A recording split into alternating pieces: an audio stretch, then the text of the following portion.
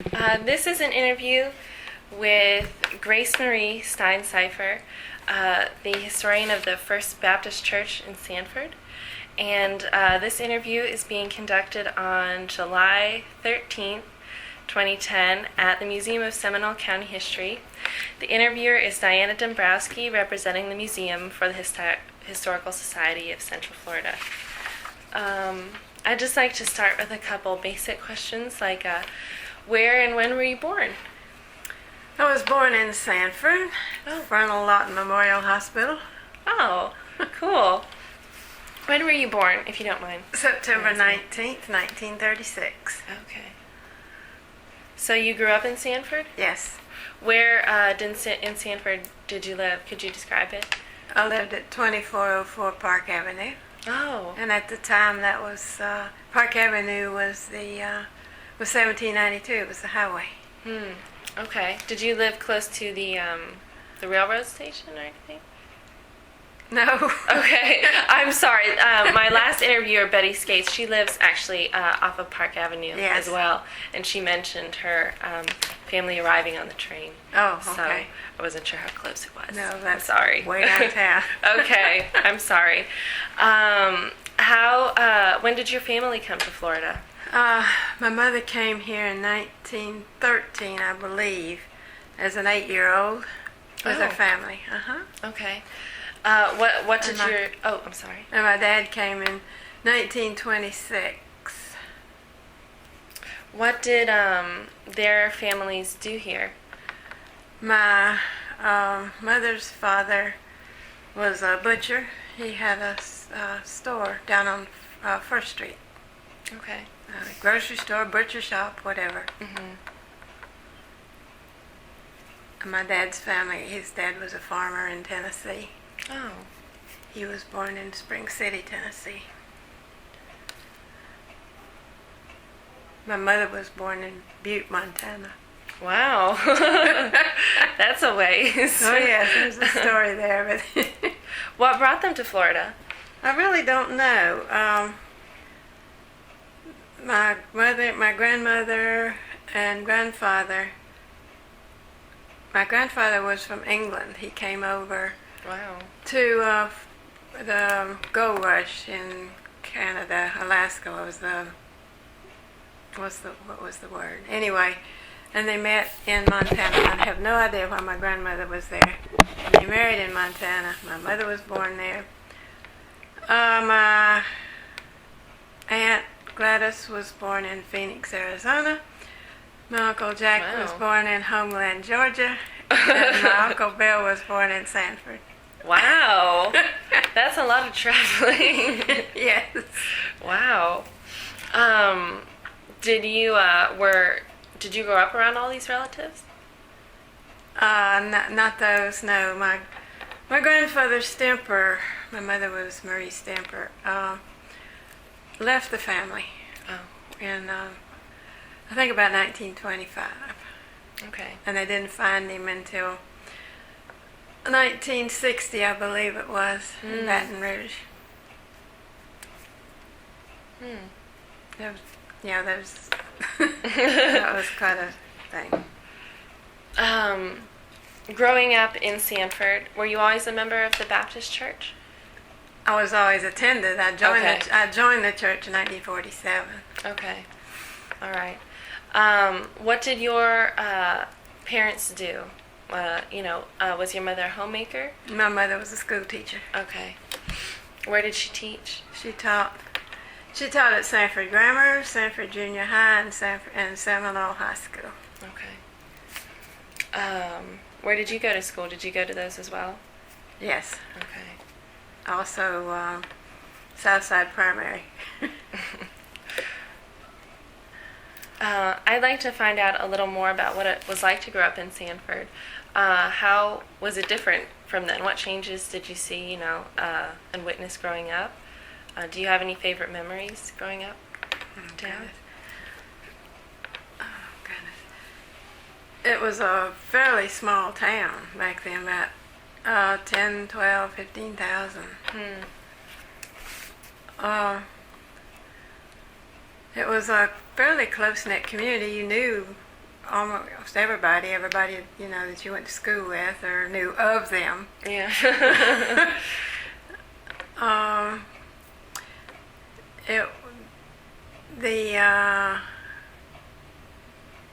It was a time when most people attended church. I think it could be because there wasn't much else to do, but I think it I mean, all the churches, the downtown churches are very, very active, and the youth groups were, really overflowing, and it was really a great time to grow up through that.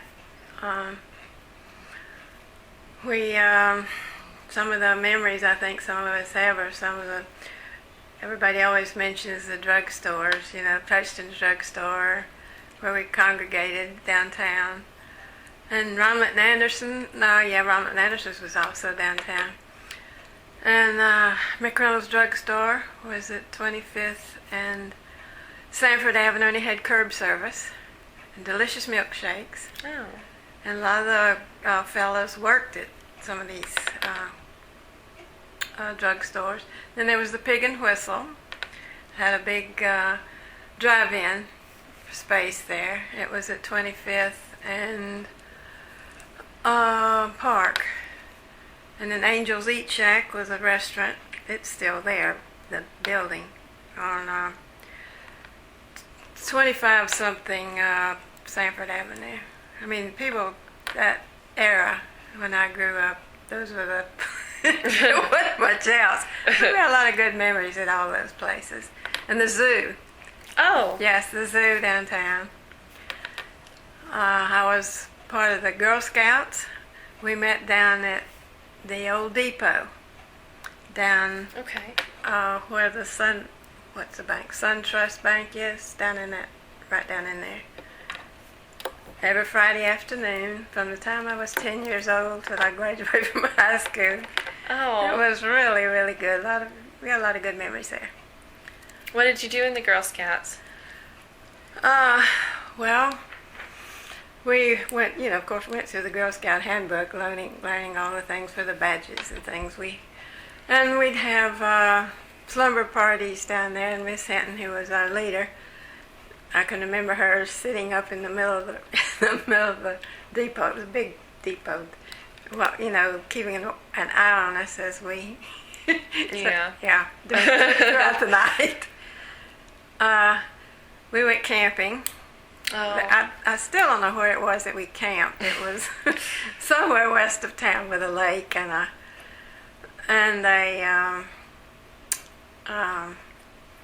just sort of the kitchen was very primitive and a long table, where we ate. Mm-hmm. And the outhouse we called the commishie. Because once some commissioner had it built. That was the story I told. But that was fun. We pitched tents. We were only there about 3 nights or something like that. Yeah. Yeah, got to know a lot of the older girls that way because they were our leaders, and then we became leaders. Were you a leader in the troop? Well, we all were when we got Okay. later on in high school. We led the little ones, Oh. the older, younger ones. That's nice. Did you go to college? Yes, I went to Maryville College in Tennessee for 2 years, and then I transferred to Stetson, and I graduated in 1958. Did you graduate with plans to become a teacher? Yes, I majored in elementary education. Okay. Did you get married? No. Okay. Where did you begin teaching? I began teaching at Lake Silver Elementary in Orlando, Oh, and I had an apartment over there in Winter Park for 3 years. Winter Park is nice. What do you remember from living there? From living in Orlando? Yes, In Winter in Park? Winter Park. Well, it was a much smaller place then. I was able to drive around, and not get lost or too much lost. I became a member of North Park Baptist Church and thoroughly enjoyed it and made a lot of good friends, several that I still contact with. Hmm. Dr. Edgar Cooper was my pastor, and he later became editor of the Florida Baptist Witness, which is the state newspaper. Oh.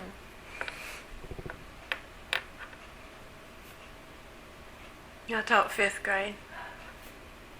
What was the education system like? What was it like to teach then as it is, as maybe compared to the way it was when you taught? The kids were much more well behaved. Really? There was more parent participation. Okay. Yes. I only taught over there 3 years, Oh. and I could not afford to continue to. I was making $360 a month, Wow. and not being paid in the summer. Mhm. Yeah. So I'd come home and borrow money from my dad to get through the summer, and then I'd get him paid back by Christmas. So I figured that couldn't last too long. So I moved back home to Sanford in '61. Okay. I could not find a teaching job in the elementary schools in the upper grades in Sanford. So I went down to the personnel director, Stuart Gatchell, so see if he could help me. And he had taught me in math in high school. He said, "You'd make a good math teacher." And he sent me up to Mr. Bracken, the principal of Seminole High, and he hired me. Wow. So I had to go back to school and get certified in math. Did they pay your way through school? Oh, heavens no. Oh. Okay. How long, when did you begin teaching there? The fall of '61. Okay. How long did you teach there? I officially retired in '92, but I had been Wow. on medical leave for a few years before that. Okay. So all that time at Seminole High School? Yes. You must have seen a lot of things. High school, wow. That I've heard that's a really hard time to teach. I think junior high is the worst. Really? Yeah. Okay. I remember even when I was a junior. No, I thoroughly enjoyed it, especially the 60s were really good. Yeah? Yes, I had really, really good students then, and I still keep in contact with a lot of them. Go to their reunions and so on.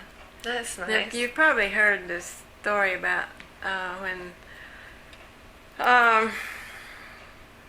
integration came. I was going to ask. Yes. First, I think it was about 1967 or 8, something like that. They had something called freedom of choice. I think that was what it was called. And the black students could attend the white schools. I think they had to apply or something. So we did have a few black students there in the late 60s. Then in 1970, they closed Crooms. Mm.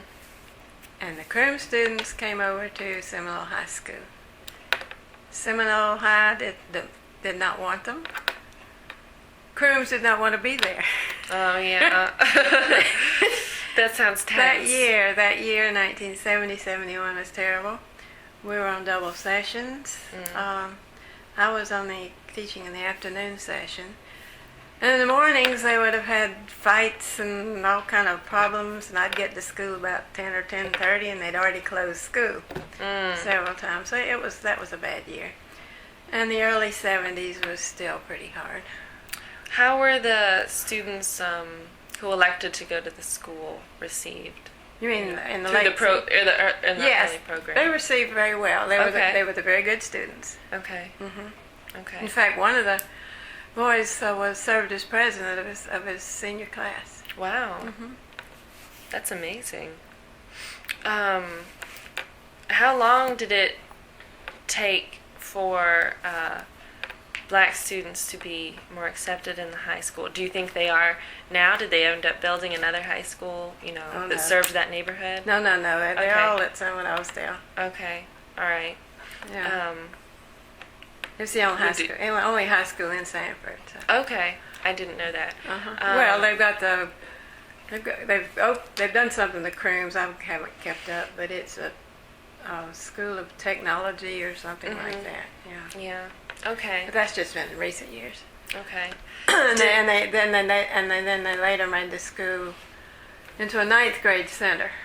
I guess right after we merged, somewhere in there. So all the ninth graders went there until they've. Then a few years later, all the ninth graders came back to Seminole High. Okay. Can't remember the years. How were the rest of the 70s like in terms of tension at the school? How did it end? Did it end up getting resolved somehow? Gradually. Okay. Gradually, it was hard. It Okay. really was. And there was still one thing that always irked me was the first couple of years was okay in the homecoming. They'd have a black queen and a white queen. Oh. And that just kept on for years, and I thought, can't we get together? Yeah. Wow. That's like two separate worlds in one I know. school. I know. It was bad. Wow. Yeah, and then gradually. Well, I think there's always going to be a little tension, but it gradually got better. Okay. How did things like Cape Canaveral affect, the opening of the Space Center? Did you see any effects from that in Sanford? Like people coming here for the space industry, or did you teach anyone related to that? No. Okay. No, the Navy base Okay. was here. Okay. So I taught a lot of Navy students in the 60s. Of course, the Navy moved from here in 68. But, yes, there were a lot of Navy kids. Okay. And the school, Seminole High, was right in the pattern of the jets. Oh.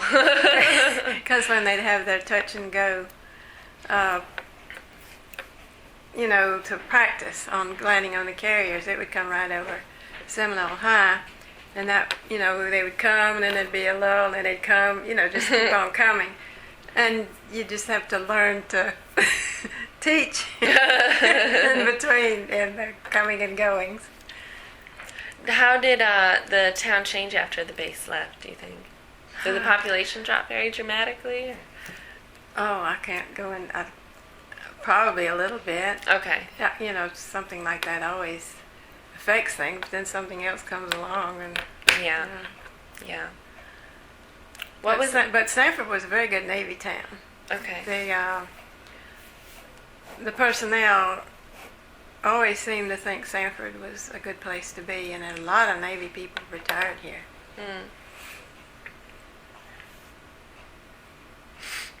I have a couple more questions about general events like that, like the opening of Disney.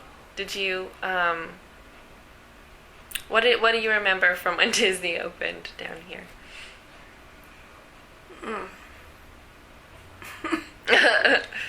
Was it very significant at all?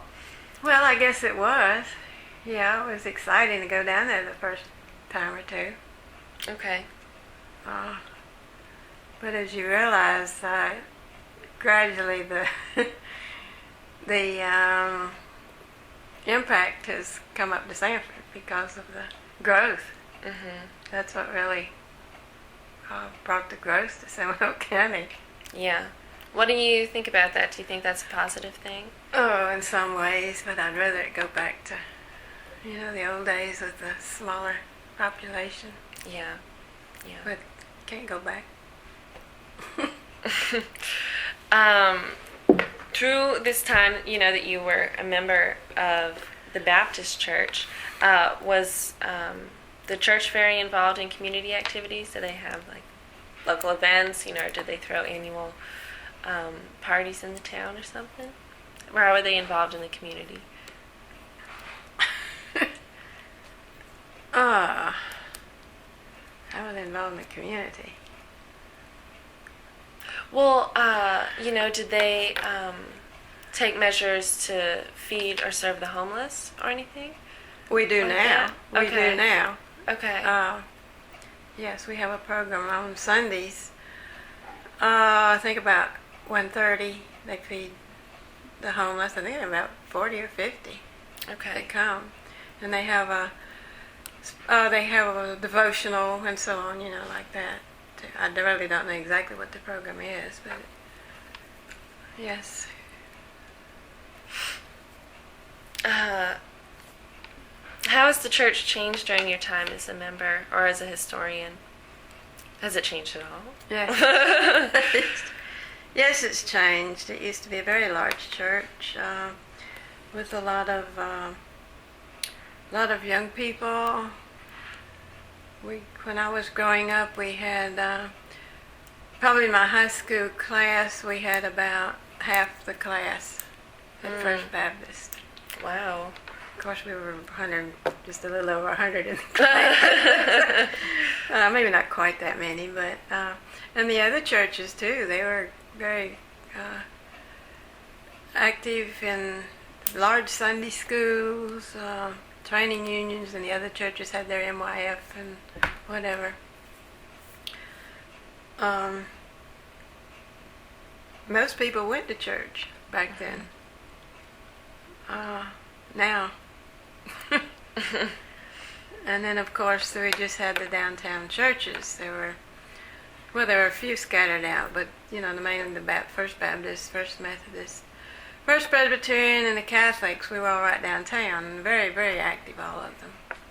Back in up to I think about the 60s or early 70s. Okay. But the downtown churches are all losing members, and of course there are other churches too. But still, it's sad. It really is. Why do you think that is? I don't know. People seem to have more to do, and they're just, I don't know, just not interested in church anymore. Oh. Okay.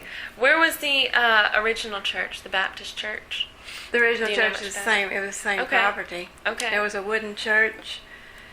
Are you familiar with the First Baptist Church No. downtown? Okay. It's on, well, our address is 519 Park. But the original church was a small wooden building. The church was organized in 1884, and the wooden building was finished, I think, by the end of that year. It was on the corner of 6th and Park, and that's where our brick church was built later. The wooden church was moved, and the brick church was built there built in two parts. The first section, which included the Sunday school, the front part was built in 1914, and the second part, the auditorium part, was built in 1920. Then in 1949-50, the education building next door was built. Let's see. The new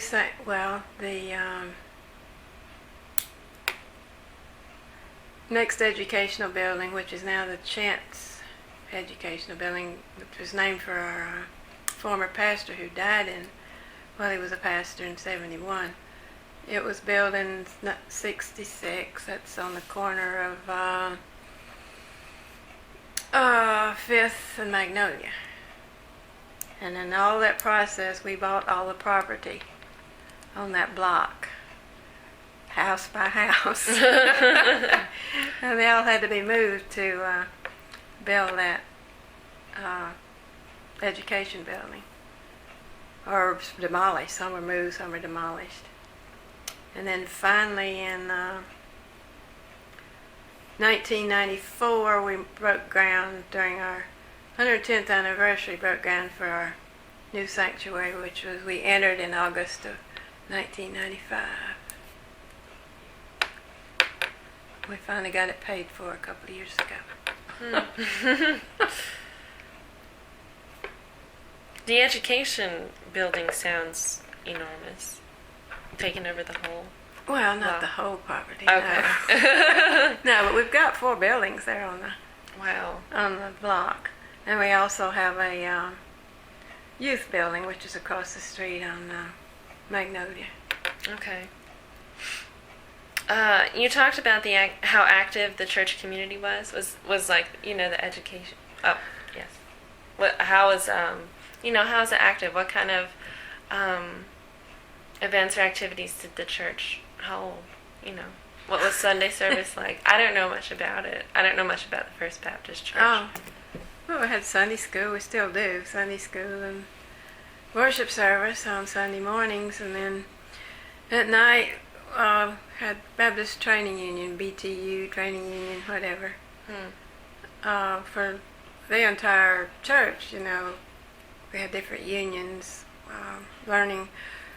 Well, in Sunday school, you learn more from the Bible, like that. But in the training union, it was more about I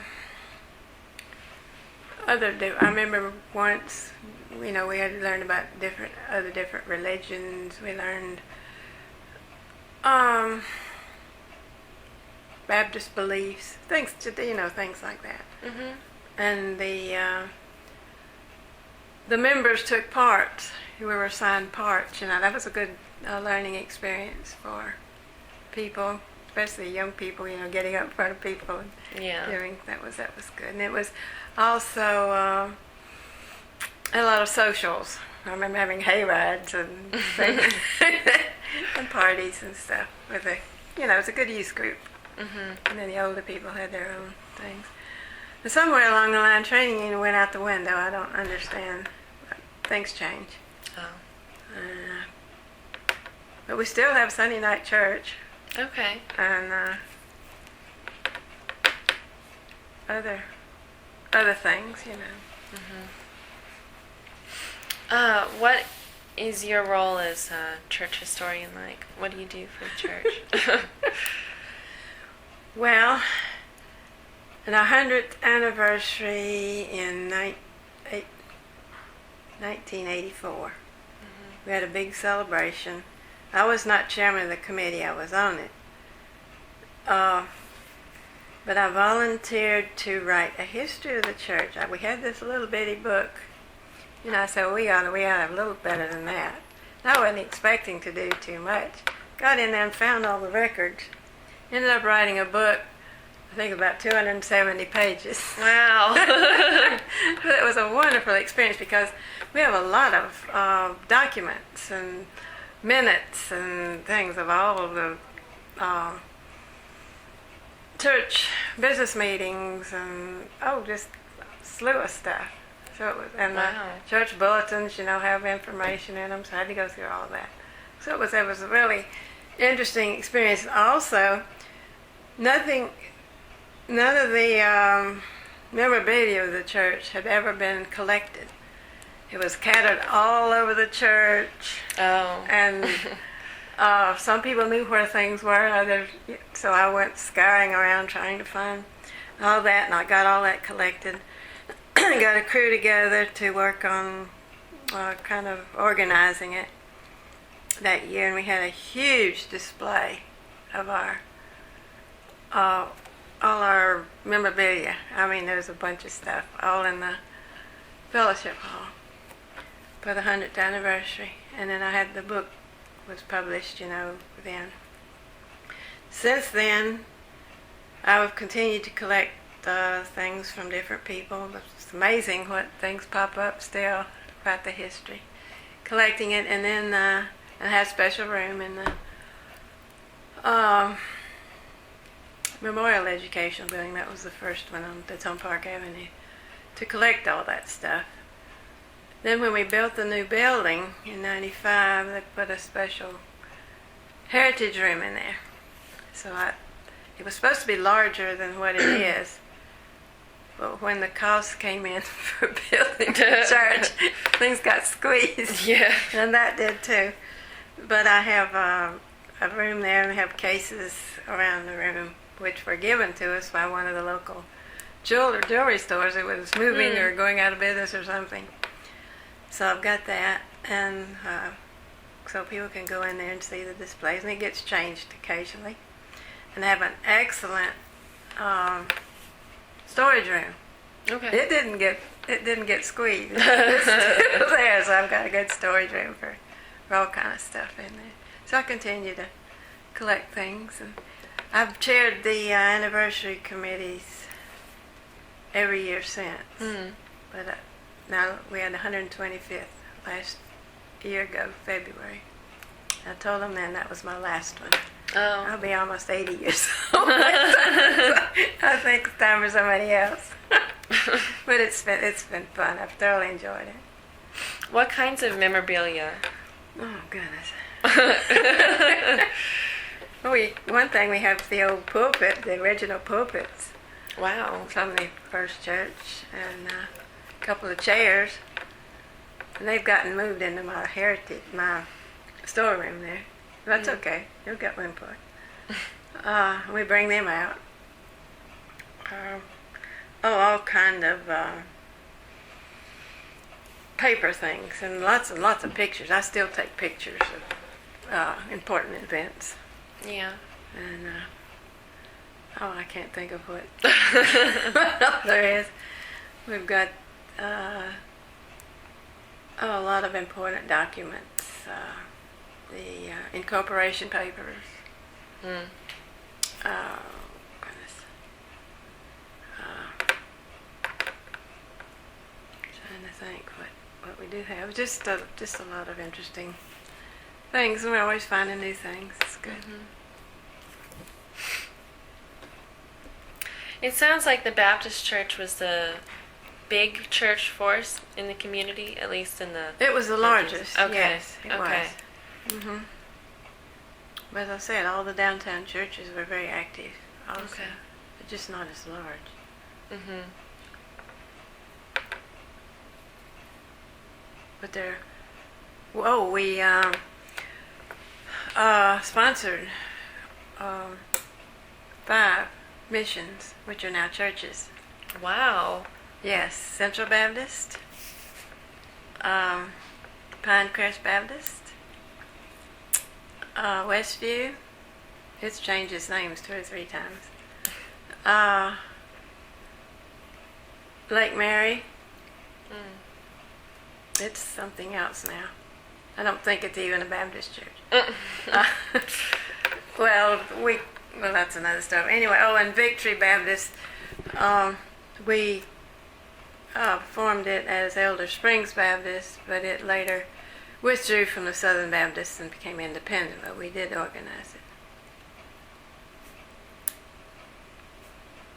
But there are 3 that are still Southern Baptist. Hmm.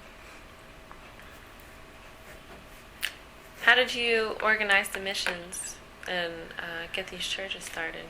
We'd have a missions committee that would go into the neighborhoods and start Sunday schools, and at night I wasn't involved in any of it, but and then gradually as the attendance grew, they'd want to become a church, and so we'd organize it. It just took several years. Okay. Pinecrest didn't take very long, because a whole Sunday school class of ours went out there and started it, a men's class. And so that didn't take very long, just a few months. But the others, some of them took several years. Mm-hmm. Is there a story behind the Lake Mary? That sounded a little complicated. Well, we took them back as a mission. They had been a church, and they wanted to go back into mission status. We had not started them originally, but they wanted to come back in mission status and ask us to be their sponsor. So several of our members went out there and helped them for several years. And then they became a church. I know it was 83 because that was about the last thing I put in my history book. They became a church.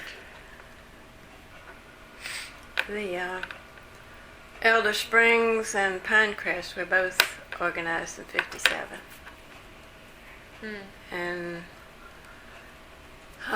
Central Baptist, which was originally Southside Baptist, was organized in 1938.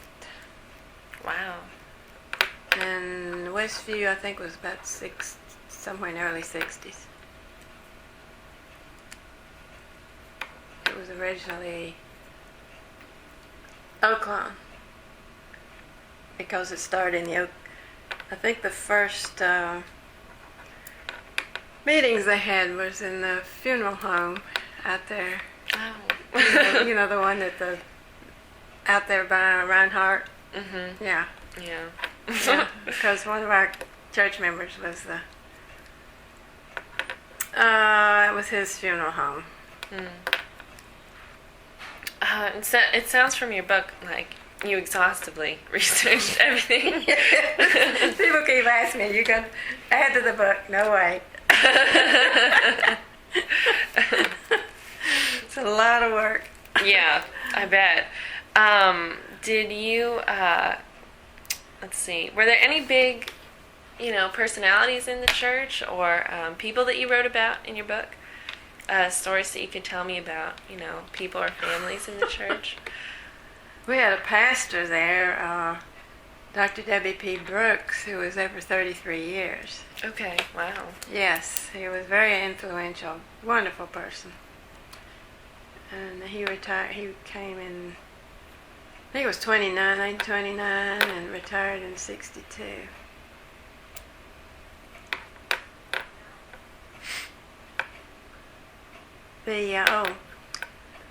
Reverend Hyman, of course that was way before my time, but he's the one that was pastor when they built the brick church. And from what I heard, he had a vision as to how it should be built. Oh. And the front part was to be the Sunday school, and that was to educate the people and so forth and bring them close to God. Then that would lead them into the sanctuary, which was the second part of something like that. I don't know. And it was built. He was there for the first part, and then he had to go off to war. World War I as a chaplain. He came back, and they built the second part. And then he thought that the church should be more in the community with programs and so on for the community, and he called it the Baptist Temple. And they didn't ever change the name. The incorporation paper was the First Baptist Church. But on the front of the church, they'd had the Baptist Temple, and some of our old pictures have that on there. And he was having various speakers and things come in addition to the regular church. As soon as he left, they had a meeting, and everything came down. No more Baptist Temple. There was more to it than that. You can see it in the book, but that was the thing, because it was mainly his deal. Okay. Yeah. Those are about all the general questions I have. Is there anything you'd like to talk about that we haven't yet? Any, special memories that you have that you'd like to share or keep in an audio? I could tell you about a club we had. Okay. Cool. I wrote it. I wrote for the Sanford Herald. I didn't know that. Oh, you No, did? Okay. no. Well, yes, in high school I wrote the celery crate news. Oh. That was our youth group, the teen group. And we met second floor of Old City Hall. We had pool tables, ping pong, all kind of board games and card games and things like that. The space had originally been an auditorium, so there was a stage up there, and occasionally we'd have various programs. The Celery Creek Committee would plan the parties. We'd have about 3 or 4 parties a year, square dances, things like that. But we were open every Saturday night during school, just to go up and have fun. And the PTA sponsored it. Oh. My mother was one of the sponsors. My mother and dad were always chaperones. So that was a lot of fun. Then I wrote that column. That was a freebie. Then there was the Herald also had a Seminole High column. A student would write that, and so I said, well, since I've been writing this, I applied for that and did that for my senior year. Got paid 10 cents an inch. When I was in college for 1 year, I wrote, what was it called? Oh, goodness, it was can't remember what it was called right now. But anyway, it was 1 year I wrote when I was at Stetson about some old high students off at college and so forth like that. And I talked to a lot of parents because I came home quite a bit. Then in 1994, I started writing the Way We Were column. And I wrote that until July of '07 when the owner of the paper fired my column. And he also took away the Sanford column, social news. Then when we got the new publisher, he says he wasn't, and I was writing extra things like the class reunions, high school class reunions, historical society, news, anniversaries. I wrote a couple of weddings, but the new publisher says he's not printing any of that, so he didn't need me anymore. So that was that was in just about a year and a half ago. Oh wow! Then let's go back to the club. Okay. We were in 5th grade, and this girl, Johnny Saunders, moved here from, I think, Bradenton, and was in Miss McNabb's room, where a lot of us girls were that had grown up in Sanford. There was a magazine at the time called Polly Pigtails, and they encouraged people to form Polly Pigtail clubs. So Joni came in, and she thought, I guess probably because she was new and wanted new friends, I don't know. She got us together, and we formed a Polly Pigtail club. All the girls that were in there were in Miss McNabb's room, and they were several of us that had grown up together and were good friends. Then through the years, 6th grade, we added some people. Went to junior high, we added some more. Some people dropped out for various reasons, and we'd add some more. We meet every other Tuesday afternoons at members' homes. We had parties. We had dues of 10 cents a week.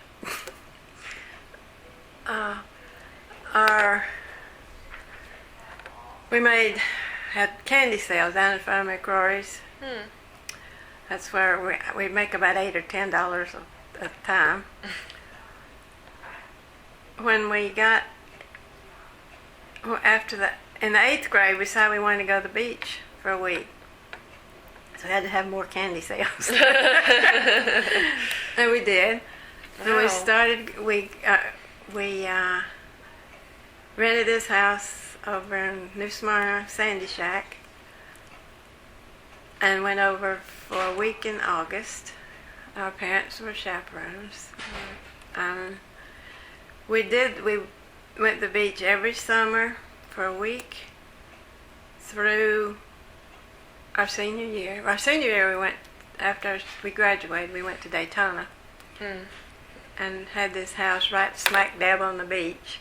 Had been a restaurant, had a free bathroom, which was great because the other one only had one. And we'd had this all the way through school till we graduated in high school. Wow. So we were all very close. We started out with friends that were friends anyway. And we had some of the others and it was two of the girls got married, and of course we had to let them. We couldn't let them. Our mothers wouldn't let them stay in the club, and so it was a lot of really good. And most of us still keep in contact. We've lost a couple to death, but most of us are still around, still good friends. That's wonderful. Yeah, it was. That sounds It really, so really nice. was. Yeah. It sounds like the community was really close. Mhm. I just wrote it again, or rewrote it for the Seminole High magazine that comes out every year. Oh. Yeah. Well, they were having some articles in there about the beach, because New Smyrna, we always went to New Smyrna all the time, stayed over there, and weekends and day trips. And a lot of people were writing memories about New Smyrna, about the beach. So I asked if I could write about our beach parties over there. So I did, because we had some experiences. It was fun. Do you want to tell us what kind of experience happened over there? What did you guys do? You went to the beach. Was there much around New Smyrna to go and do too? No. Okay. Well, Sandy Shack was, it was in the zone where the lifeguards weren't. Oh. I mean, now it's just, it's gone down so far. But our chaperones would make us go up to further in the beach so we could go to the lifeboat. Of course, we'd go camp right by the lifeguard tower. Think we were hot stuff. The first year we were there, we were just out of the 8th grade. We went to the lifeguard dance. 13, 14 sat over in a corner. And of course, the lifeguards were much older than we were. They were high school and college kids, mostly college, I think. And I remember sitting there. It was a canasta was a big deal back then. I remember Tricia saying, we should have brought our canasta car. Because everybody's out there dancing, and here we were. Then the head of the lifeguards, Joe Kennard, came up and asked Jeanette to dance. She didn't know how to dance. She was out there doing the best she could. So she was our heroine of the night. We did have a couple of Sanford boys that were there that came and rescued us. And then once we met some of the, couple of years later, we met some of the New Smyrna boys. They were more our age. And we had a bonfire on the beach with hot dogs, I guess, I don't remember. And invited the boys that we knew and some of the fellas that usually stayed at the beach with their families when we were over there. Asked them to come. Well, all these people showed up at our bonfire. All these cars, all these people. Our chaperones got kind of upset. And finally, after a while, they came and shooed the others away. But that was something, because we got a little scared too. We met the local fellas from over there, and some of us we dated some of them, and when there were football games, any kind of sport,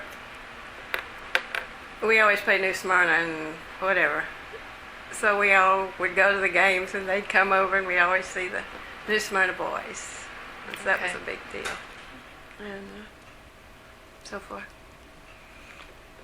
Okay. Yeah, that was fun. I remember one time a couple boys from Sanford came over and said, let's go to the drugstore. And so a whole bunch of us jumped in I think there were 6 or 8, about 8 of us jumped in the back seat. Went down to the drugstore. And after that, one of the fellas said, "Where you want to go? Let's go to Daytona." We took off to Daytona. Oh, wow. And went to Boardwalk. Of course, didn't tell our chaperones. We just went. Didn't get home till late. So they were furious. And we had to wash the dishes, I think, for the rest of the week or something like that. But it was worth it. Oh yeah, we had fun. We had fun. Well, those are all of my questions. Okay. Okay. Is there anything else you'd like to mention? You, Sanford history, teaching, anything? I don't know, but you talk about my parents. Okay. Okay. They met at Piedmont College Oh. in Georgia. My mother went up. She was grew up as a Congregationalist, and that was a Congregational school. And my dad was from Tennessee, and his one of his sisters was teaching there.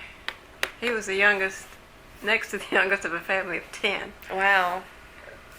So he and his brother decided to go down to Piedmont College. And they met there. And Mother just stayed for 2 years. You could teach after 2 years then.